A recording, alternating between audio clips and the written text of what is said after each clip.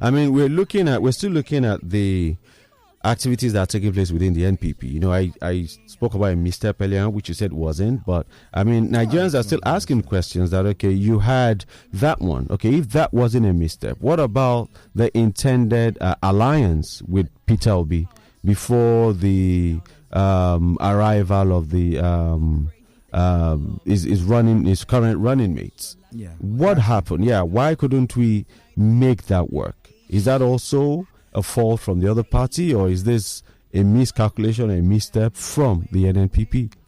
No, I think to be fair, it was the I'm saying this because in all humility, we had 3 people from both sides, and I was one of the 3 from our side. Okay. So I know what I'm talking about. Yes. We were approached by the Obi campaign at that time.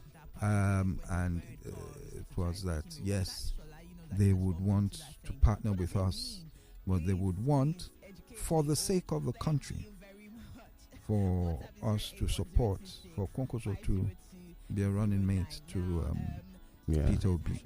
For the sake of the country, being that the talk is that, yes, an Easterner it would be good for an Easterner to be the president of the country. And we had our talks, and we tried to, unfortunately, the moment the talks were going on, they were the ones that even put it on social media. Usually politics would like to conclude things, do everything before it's out there. But for their own best known reasons, everything was flying everywhere, even before we had conclusions and what have you. And the unfortunate thing is that, I mean, we said to them, okay, yes, it's good to have sentiments, but let's have, let's a winning look plan. at it. Yes. Well, why would you say will be President Kwankwaso vice? What has this person done politically? The track record and everything. And one of those that led their team said to us quite clearly, no. I was with Kwankwaso in the Senate. I know he's much senior, but we're just saying for the sake of the country. And then I said to them, there are 2 things that I want to say, and I keep saying it, but they're very sensitive, and I want, but because of the way we've been talking, I mean, I'll say it. It's not out of anything. I said to them, just up to a year ago, or less than a year ago, up until the time Nnamdi Kanu was arrested, they had been calling for Biafra, saying basically they don't want Nigeria.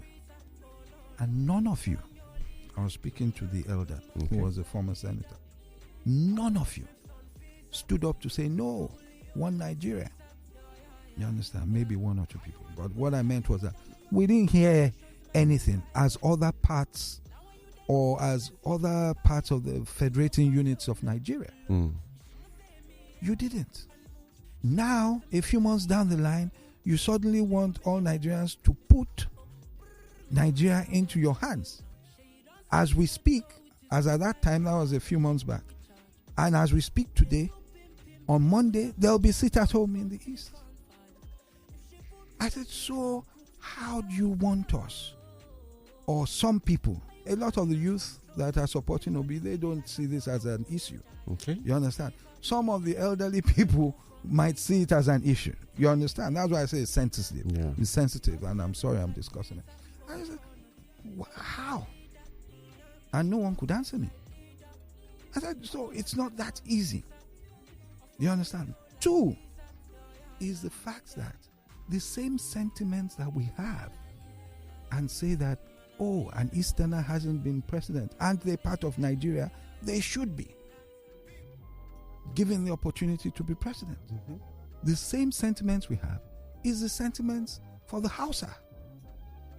You see, here we lump them up as Hausa Fulani. Over there, there's a difference between the Hausa and the Fulani. and no Hausa has become president. You understand? Yeah. So it is not Obi or Kwankwaso. Neither, I don't think the two of them were problems. The issue was the followers. Would Kwankwaso's followers had accepted and accepted for him to be running mate to Obi? And that was what he tried to say when some people tried to intentionally misinterpret. He doesn't like Obi. He doesn't like Igbos. He said that Hausas won't vote for Igbos. That wasn't what he was trying to say. And vice versa. The youth, the energy generated by Obi, yes, would they have remained if Obi had said, "Oh, I'm going to be running mate to Kwankwaso"?